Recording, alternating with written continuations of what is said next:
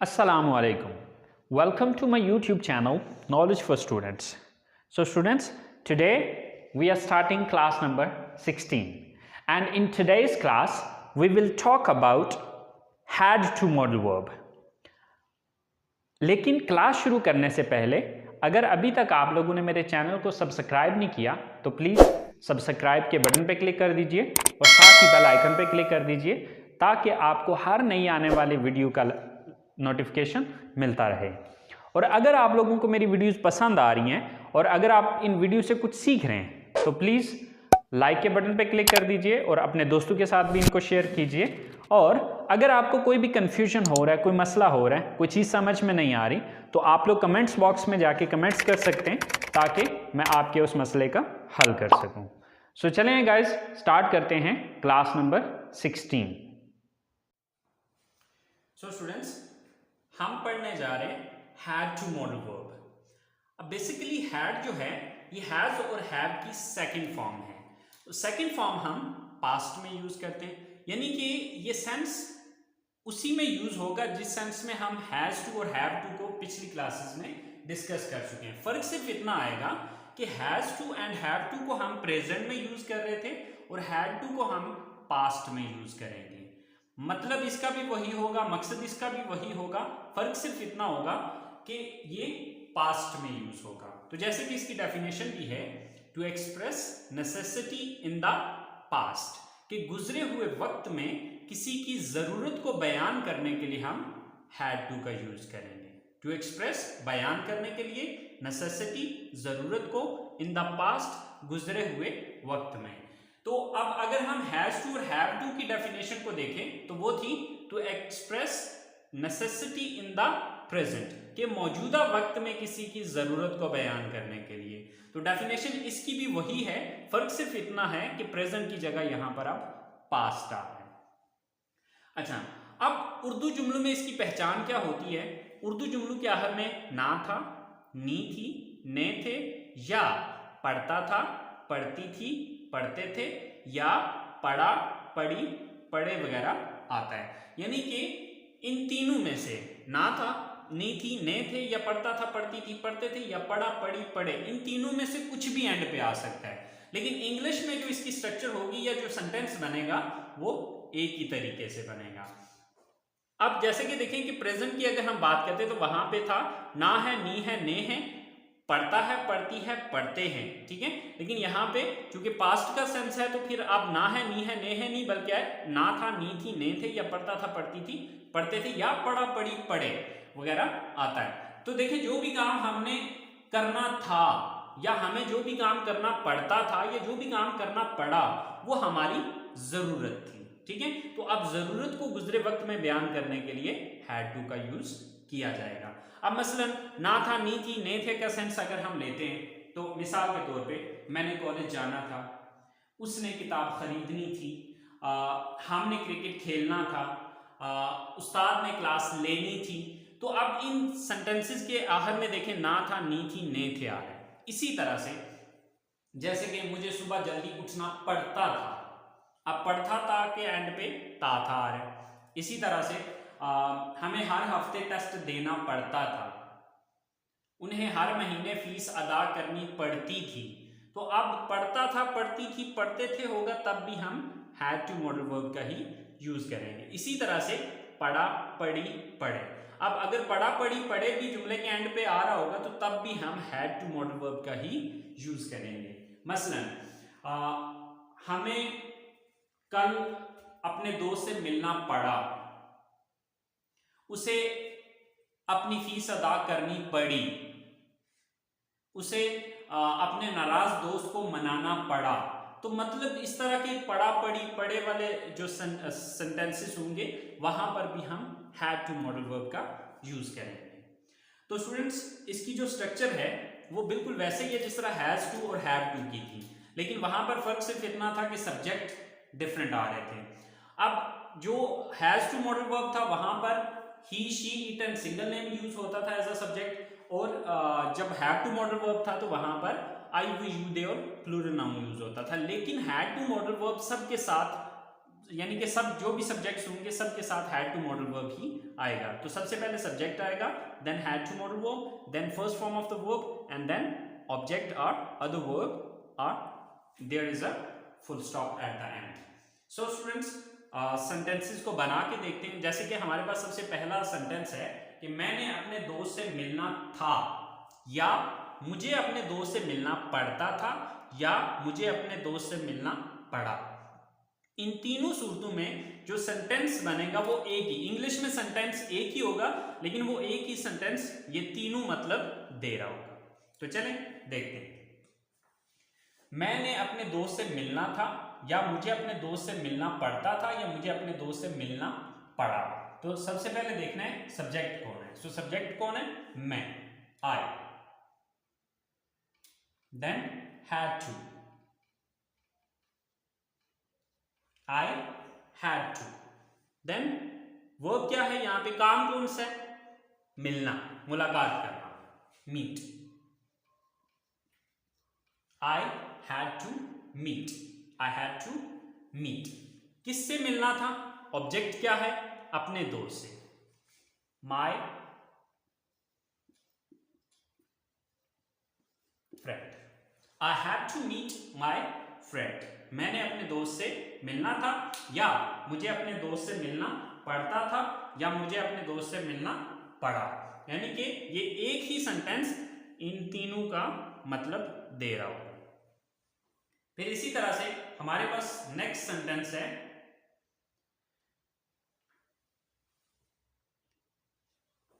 उन्हें सुबह जल्दी उठना था, या उन्हें सुबह जल्दी उठना पड़ता था, या उन्हें सुबह जल्दी उठना पड़ा।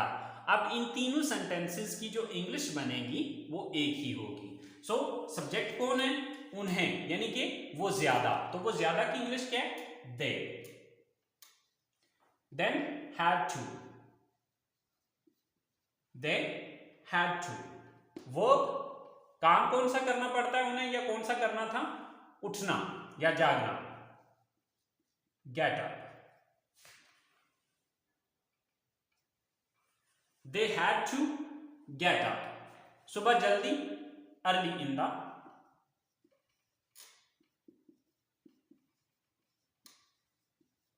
morning।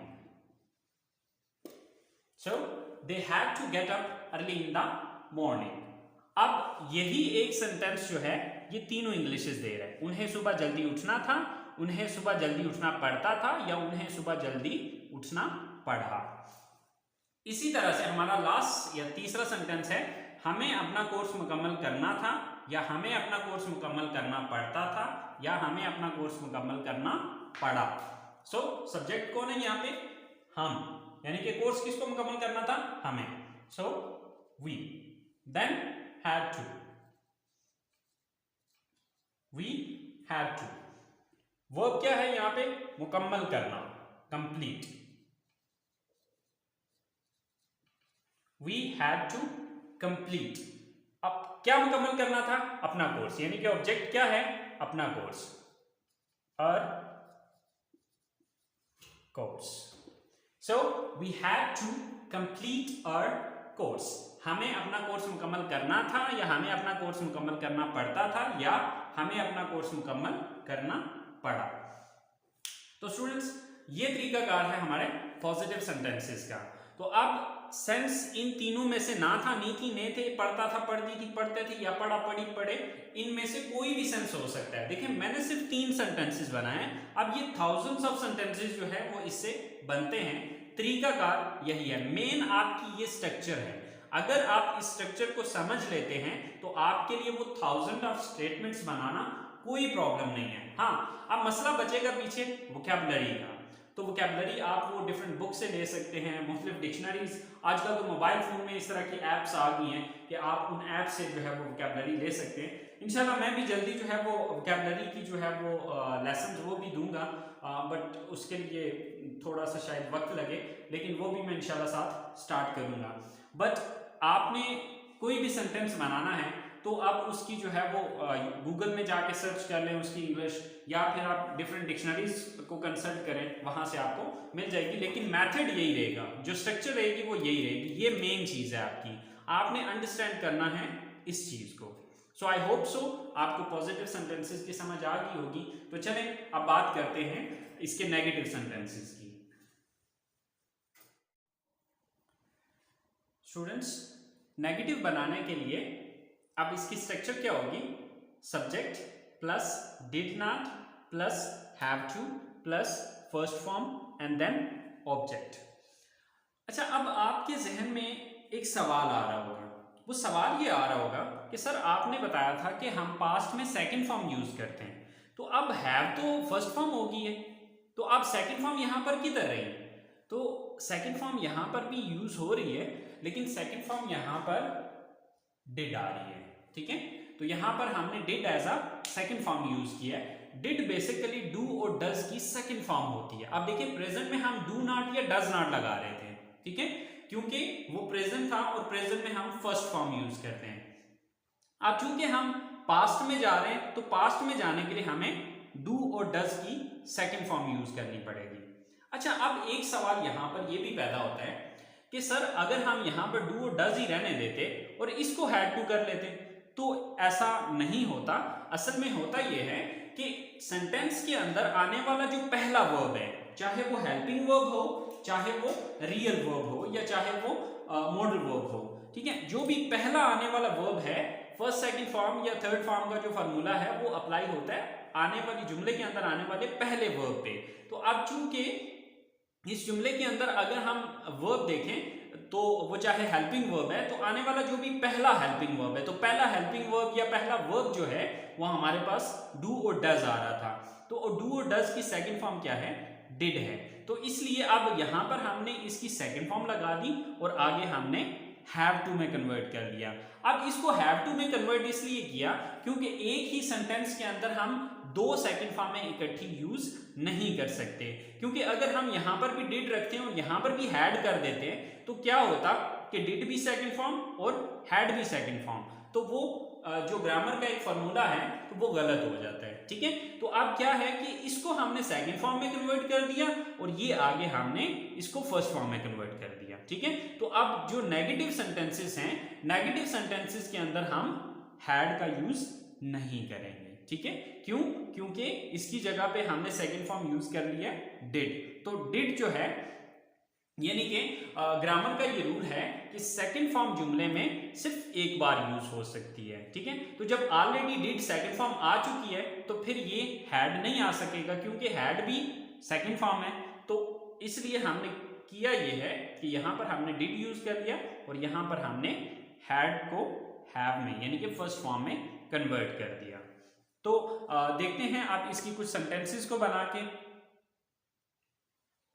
सो स्टूडेंट्स, उसने नई किताबें नहीं खरीदनी थी, या उसे नई किताबें नहीं खरीदनी पड़ती थी, या उसे नई किताबें नहीं खरीदनी पड़ी।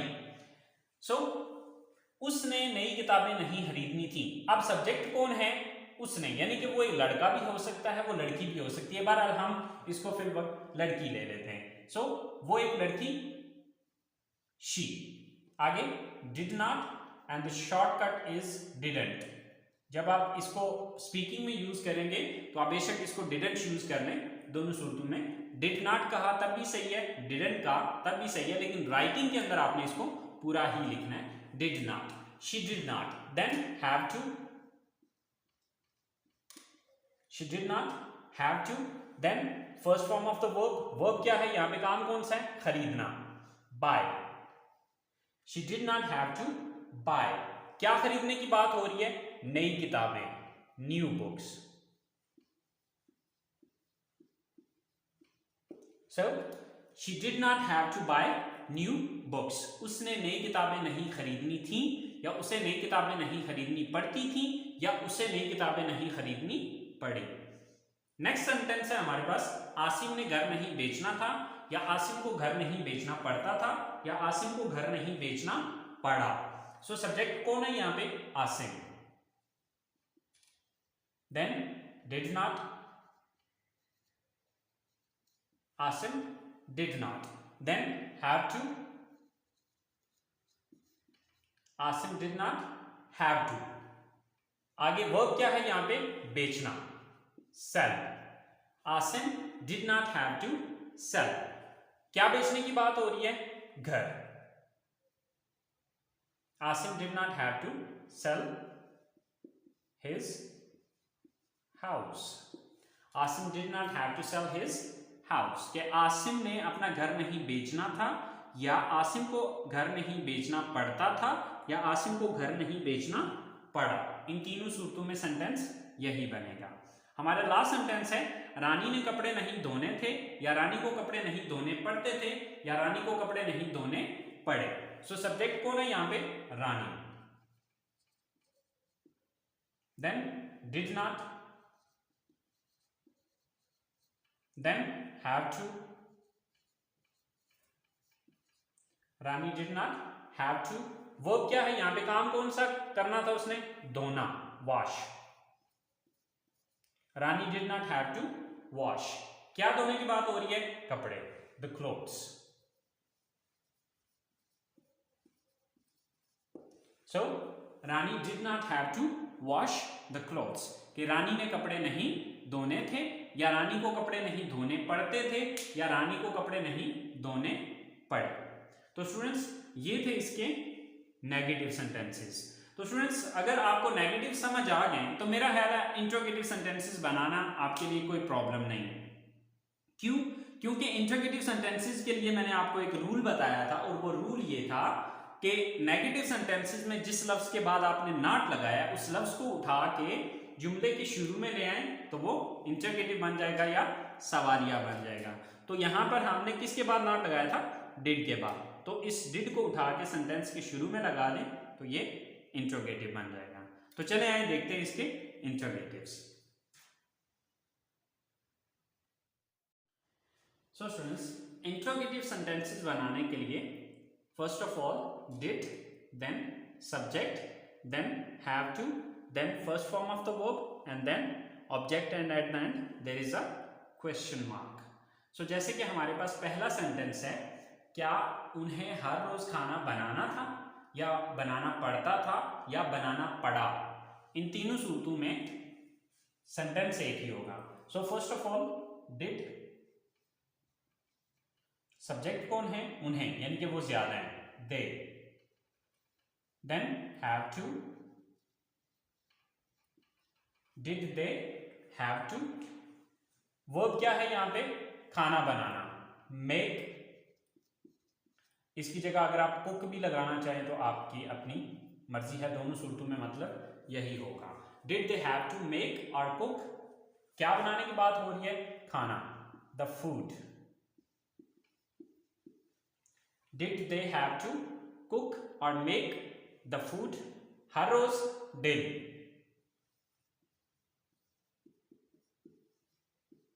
So, did they have to make the food daily? क्या उन्हें रोजाना खाना बनाना था, या बनाना पड़ता था, या बनाना पड़ा. इसी तरह से क्या आपको हर हफ्ते टेस्ट देना था, या देना पड़ता था, या देना पड़ा. So, first of all, did,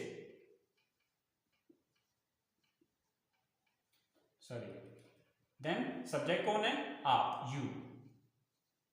Then have to. Did you have to? Then verb क्या है यहां पे, टेस्ट देना, give. देना, give, टेस्ट, हर हफ्ते, every week. Did you have to give test every week? क्या आपको हर हफ्ते टेस्ट देना था, या क्या आपको हर हफ्ते टेस्ट देना पड़ता था, या क्या आपको हर हफ्ते टेस्ट देना पड़ा. इसी तरह से हमारा लास्ट सेंटेंस है, उसे क्यों अपना घर छोड़ना था, या उसे क्यों अपना घर छोड़ना पड़ता था, या क्यों उसे घर अपना छोड़ना पड़ा. अब देखिए ये जो सेंटेंस है ये क्वेश्चन वर्ड वाला सेंटेंस है, ठीक है। क्वेश्चन वर्ड जैसे कि आपको मैंने क्वेश्चन वर्ड का तरीकाकार बताया था कि इसी एक इंट्रोगेटिव सेंटेंस के शुरू में आप क्वेश्चन वर्ड लगा दें तो वो इंट्रोगेटिव बन जाएगा। तो अब यहाँ पर क्वेश्चन वर्ड क्या यूज हो रहा है, क्यों। तो क्यों की इंग्लिश क्या होती है, वाई। तो सबसे पहले यहाँ पर वाई यूज होगी, बाकी स्ट्रक्चर आप नेक्स्ट ये यूज होगी, why then did, why did. Then subject कौन है, उसे, यानी कि वो एक लड़का भी हो सकता है, वो एक लड़की भी हो सकती है। तो चले हम फिल वक्त लड़की का यूज कर लेते हैं, she. Why did she, then have to, why did she have to. Verb क्या है यहां पे, छोड़ना, leave. Why did she have to leave, क्या छोड़ने की बात हो रही है, अपना घर, her house. So why did she have to leave her house? कि उसे अपना घर क्यों छोड़ना था, या क्यों छोड़ना पड़ता था, या क्यों छोड़ना पड़ा। तो अब इस तरह के जितने भी सेंटेंसेस हैं स्टूडेंट्स वो इसी तरीके से बनेंगे, बस इन स्ट्रक्चर्स को आप अंडरस्टैंड कर लीजिए। अगर आप इस स्ट्रक्चर को अंडरस्टैंड कर लेते हैं तो स्टूडेंट्स ये कुछ भी नहीं है, बहुत सिंपल है, बहुत इजी है। बस ये है कि आपको इनका एक तो ये पता होना चाहिए कि इन मॉडल वर्ब्स का यूज किस सेंस में होता है और कहाँ कहाँ पे किया जाता है, और दूसरा ये कि आपको स्ट्रक्चर का पता होना चाहिए। तो 1000 ऑफ सेंटेंसेस आप खुद से बना सकते हैं, कोई मसला नहीं है, कोई प्रॉब्लम नहीं है। आई होप सो आपको इंट्रोगेटिव सेंटेंसेस की समझ आ गई होगी कि किस तरह से हमने इंट्रोगेटिव सेंटेंसेस को बनाया है। लेकिन फिर भी अगर आपको कोई छोटा मोटा कन्फ्यूजन रह गया है, कोई बात समझ में नहीं आई, तो गाइस आप लोग कमेंट्स बॉक्स में जाके यार कमेंट्स कर सकते हैं। इंशाल्लाह मैं आप लोगों को जो भी आपका कन्फ्यूजन होगा उसे क्लियर करने की कोशिश करूंगा। सो खत्म करते हैं आज की हमारी क्लास। तो इंशाल्लाह जिंदगी रही तो आप लोगों से अगली क्लास में मुलाकात होगी। सो तब तक के लिए अपना ख्याल रखिएगा। सो अल्लाह हाफिज, अल्लाह निगहबान।